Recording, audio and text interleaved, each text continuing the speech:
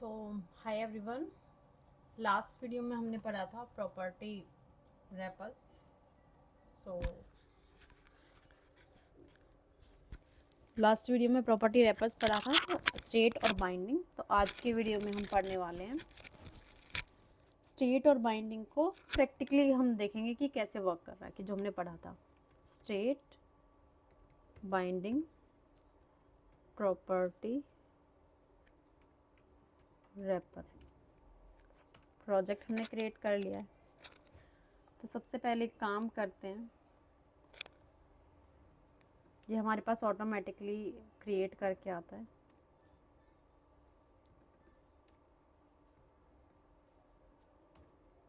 ये क्लास का नाम होता है, ये प्रोजेक्ट का नाम होता है।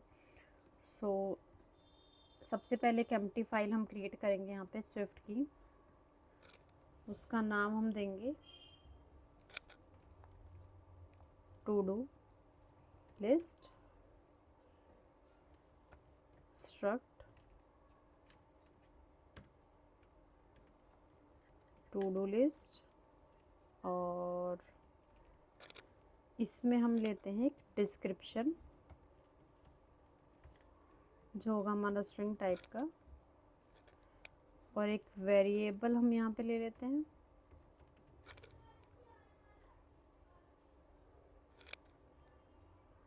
शो, ये हम ले लेते हैं बुलियन टाइप का, और एक आइडेंटिफाइएबल को हम इनहेरिट कर लेते हैं। सो हम लिस्ट बनाएंगे कैरे लिस्ट, तो उसके लिए यूनिकली आइडेंटिफाई करने के लिए हम एरे लिस्ट ले लेते हैं, और इसको हम आईडी व्यू आईडी टाइप का एक वेरिएबल क्रिएट कर लेते हैं। बेसिकली ये क्या करता है, एक यूनिकली आइडेंटिफाई करता है एक आइटम को व्यू आईडी। उसके लिए हमें इंपोर्ट करना पड़ेगा फाउंडेशन,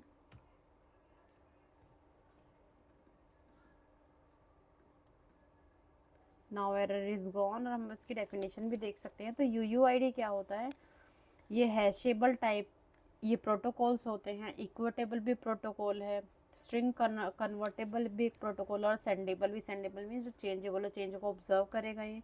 तो UID बेसिकली क्या होता है, 1 2 3 4 5 6 7 8 9 10 11 12 13 14 15 16 UI इंट 8 टाइप की का क्या होता है, एक नंबर होता है, एक हैश कोड हम जनरेट करते हैं जितना हैशिंग। सो ये इस तरीके का एक नंबर जनरेट करता है। तो यहाँ पे आप देखेंगे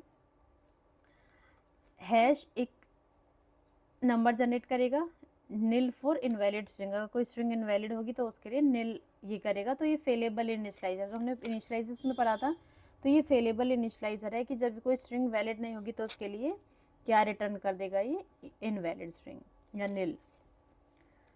सो ये होता है स्ट्रिंग, ये हैशर का फंक्शन है। हैशेबल प्रोटोकॉल यूज़ कर रहा है, इसलिए यहाँ पे हैश कन्वर्ट करता है। UUID जो क्रिएट कर रहा है यहाँ से क्रिएट करेगा, इसका एक डिस्क्रिप्शन भी होता है। तो इस तरीके से हमारा आइडेंटिफाइबल वर्क करता है, ये आईडी को इनहेरिट करता है। इस आइडेंटिफाइबल के अंदर हमारा आईडी प्रॉपर्टीज़ हमें इंक्लूड करनी होती हैं। अब जाते हैं अपने कंटेंट व्यू के अंदर, और अब हम क्रिएट करते हैं अपने मॉडल टाइप का एक ऑब्जर्वेबल ऑब्जेक्ट। हमने डिस्कस किया था प्राइवेट स्टेट करेंगे तो वो प्राइवेट होगा हमेशा, वो बाहर रिफ्लेक्ट नहीं करेगा। इसको भी हम देखेंगे टू डूज इक्वल्स टू, और अब हम यहाँ एक एरे क्रिएट करेंगे किस टाइप का, हमारी टू डू लिस्ट टाइप का, और यहाँ पे हम देंगे review my work page true, और इसी तरीके से हम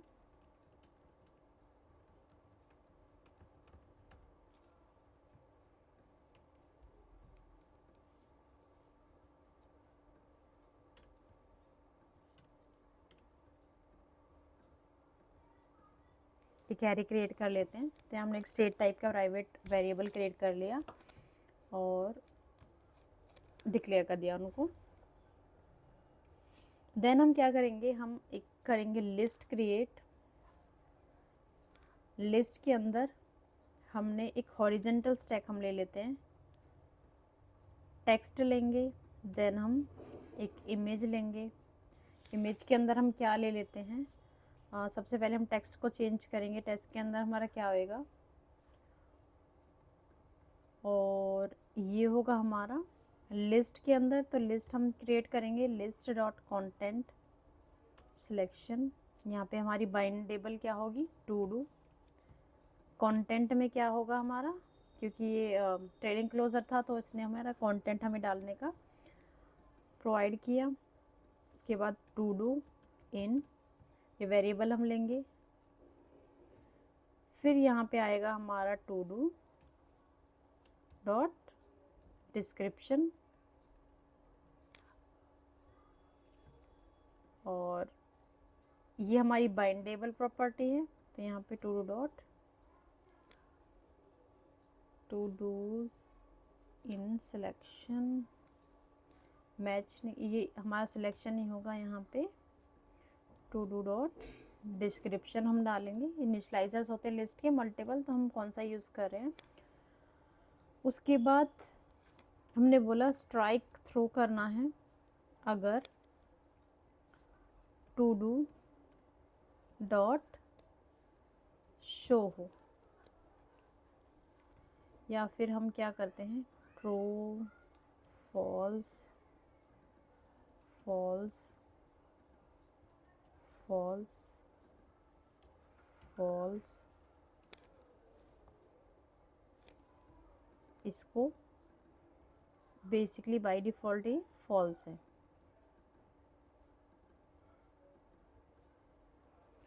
अगर टू डू डॉट शो हमारा फॉल्स है तो स्ट्राइक थ्रो कर दे। देन हम एक यूज़ करेंगे स्पेसर।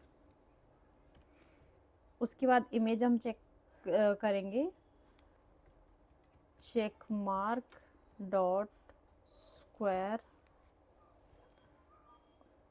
ये हम करेंगे टू डू डॉट शो अगर है, अदरवाइज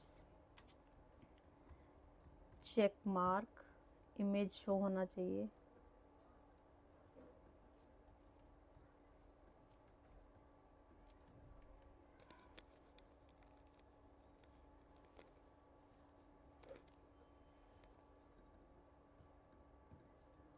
है तो ओनली एम्प्टी स्क्वायर होगा या फिर टू डू डॉट स्क्वायर होगा।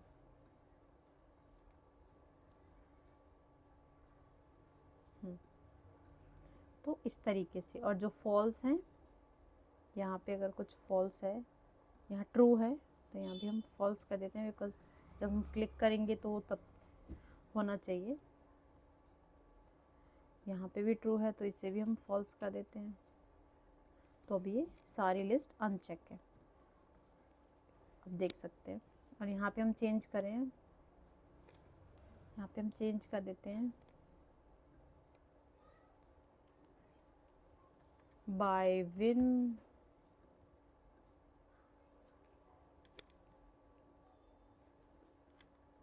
Bye wine buy clothes paint kitchen cut the grass buy vegetables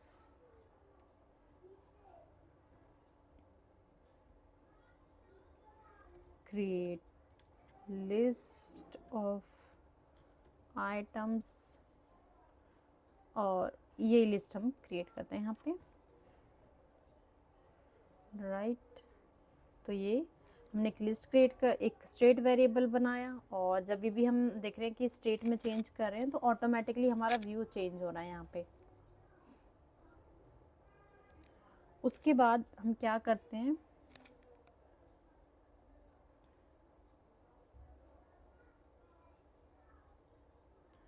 उसके बाद हम करते हैं, हमने एक एच स्टैक है, इसके ऊपर हम क्या करेंगे, एक ऑन टैप गेस्चर अप्लाई करेंगे। जिसमें todo dot done dot show dot toggle हमने कर दिया। और उसके बाद एक हम कंटेंट शेप अप्लाई करेंगे। कंटेंट शेप में हम क्या देंगे इसकी शेप, रेक्टेंगल।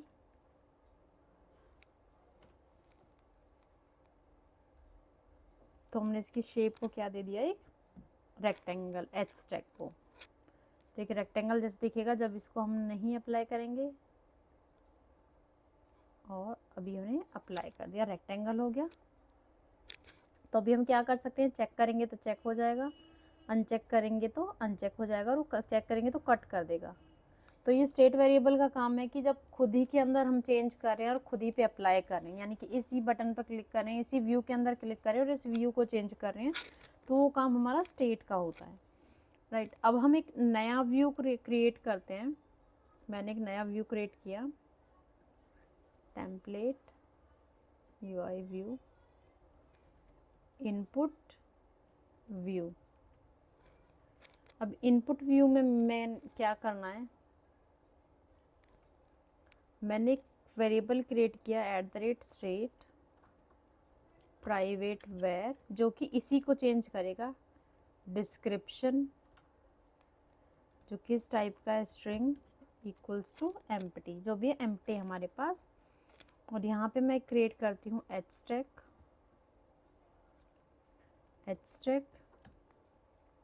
और उसके अंदर मैंने लिया एक टेक्स्ट फील्ड। टेक्स्ट फील्ड के अंदर मैंने क्या क्रिएट किया, टू डू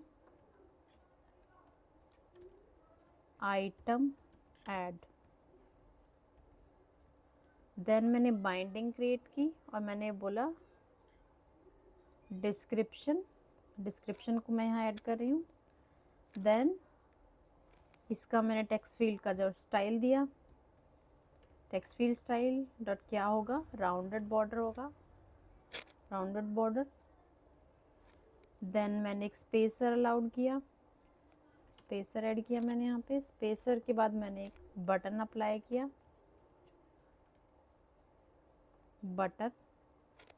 बटन के अंदर मैंने इसका एक्शन अभी कुछ नहीं दिया है, लेबल मैंने दिया है बटन का। लेबल के अंदर मैं क्या करने वाली हूँ, टेक्स्ट, और इसके अंदर ऐड, या फिर मैं एक इमेज अप्लाई कर सकती हूँ विद सिस्टम नेम प्लस, ये प्लस की एक इमेज लगाई मैंने। उसके बाद उस पर मैंने पैडिंग अप्लाई की।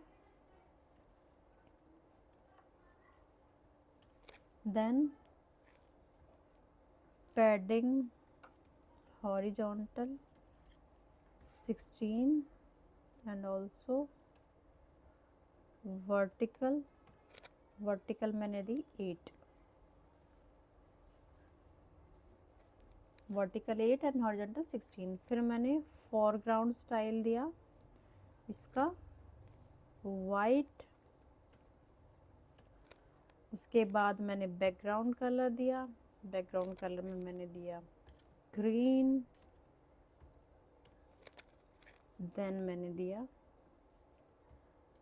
कॉर्नर रेडियस मैंने दिया 5। तो ये एक बटन मैंने बनाया। उसके बाद मैंने बटन को कुछ प्रॉपर्टीज़ जैसे कि फ्रेम प्रोवाइड किए। फ्रेम की मैंने हाइट डाली, हाइट मैंने दी 60। उसके बाद पैडिंग दी मैंने हॉरिजॉन्टल मैंने दी 24। तो इसको स्पेस दिया। देन पैडिंग दी मैंने बॉटम में कितनी हमें देनी है, बॉटम में देंगे हम 30। देन बैकग्राउंड कलर मैंने दिया कलर डॉट ग्रे। और ये मैंने जो प्रॉपर्टीज़ दी है वो है मेरे htag की बटन के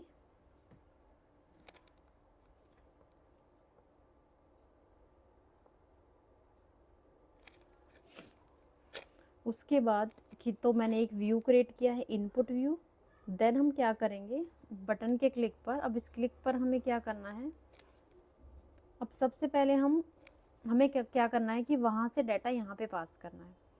तो सबसे पहले हम अपना इनपुट व्यू कंटेंट व्यू में कॉल करेंगे। तो after on tap एचटेक,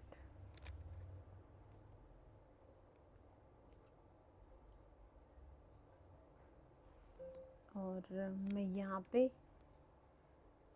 input view मैंने क्रिएट किया। तो सिंपली ये मैं एचटेक के बाहर ही हमें कॉल करना है, बॉटम पे। तो ये बॉटम पे ऐड हो गया, क्लिक करेंगे हम यहाँ पे। अब हमें क्या करना है, सबसे पहले कि जो भी हम लिख रहे हैं वो हमारा लिस्ट में ऐड हो जाना चाहिए। तो सबसे पहले हम क्या करेंगे, एक टू डू क्रिएट करेंगे। कहाँ पे, means to do binding view. अब हम यहाँ पे बाइंडिंग व्यू क्रिएट करेंगे कि वहाँ पे ऐड हो जाए जब हम यहाँ से ऐड करें। तो ये किस टाइप का होगा, binding to do,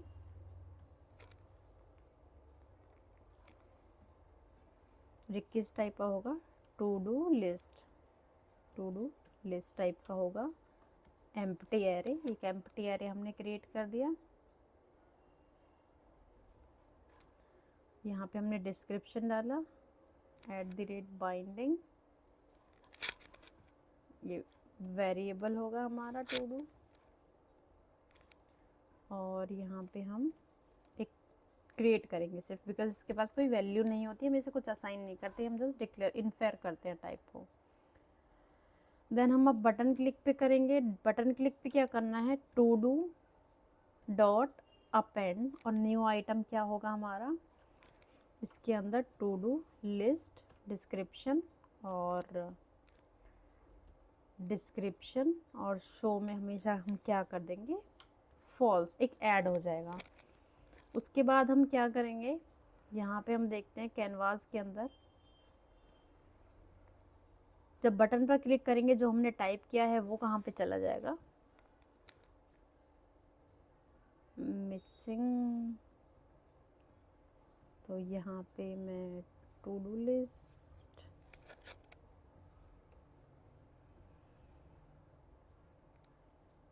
dollar to do,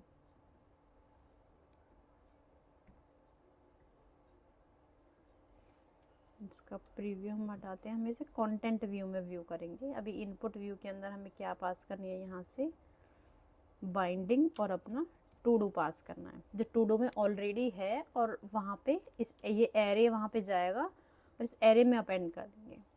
तो सबसे पहले मैंने क्या लिखा, परचेज न्यू बाइक टुडे,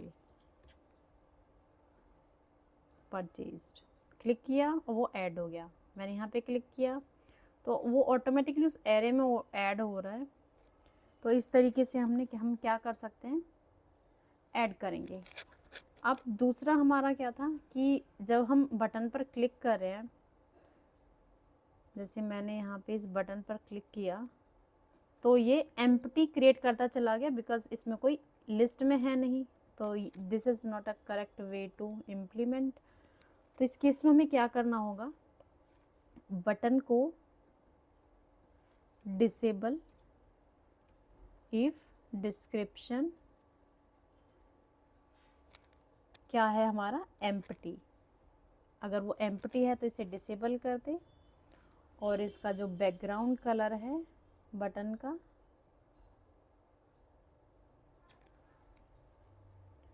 जो एक ग्रीन है, इफ डिस्क्रिप्शन इज एम्प्टी तो हो जाए डॉट ग्रे, अदरवाइज हो जाएगा ग्रीन। और इसके बाद हम क्या करेंगे, और एम्प्टी जब हम क्रिएट कर रहे हैं कंटेंट व्यू में,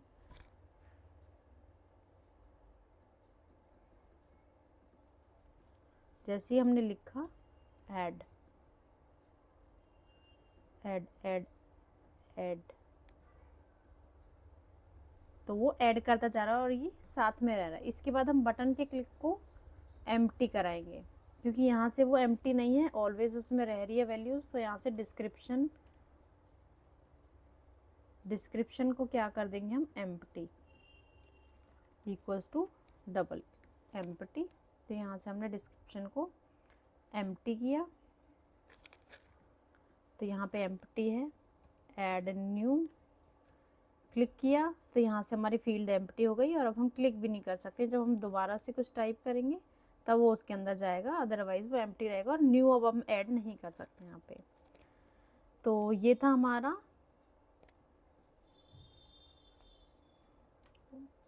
पेस्टी 0.6।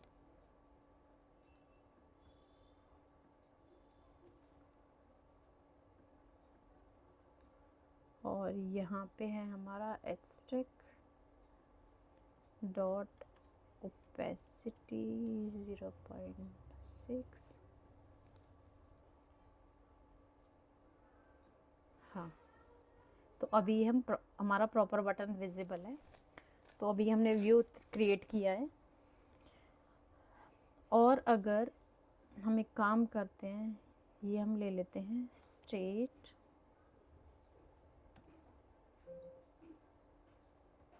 और अभी यहाँ पे चेंज करने की कोशिश करते हैं। तो आप देख सकते हैं हम इस तरीके से यूज़ करेंगे।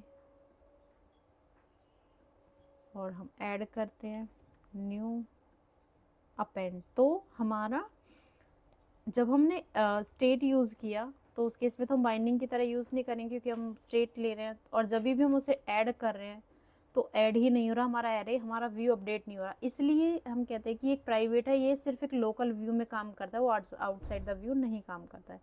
इसलिए हम इसको बाइंडिंग लेते हैं। इससे स्टेट हमारा सिर्फ खुद ही की व्यू में वर्क करेगा, आउटसाइड द व्यू हमें बाइंडिंग लेना पड़ेगा। तो अभी हमारा ऑटोमेटिकली चेंज कर देगा। तो फिर से हम चेक करते हैं, ऐड न्यू, और ऐड हो गया। So thanks for watching this video. Next video में हम प्रॉपर्टी रैपर्स में बाइंडेबल के बारे में बात करेंगे।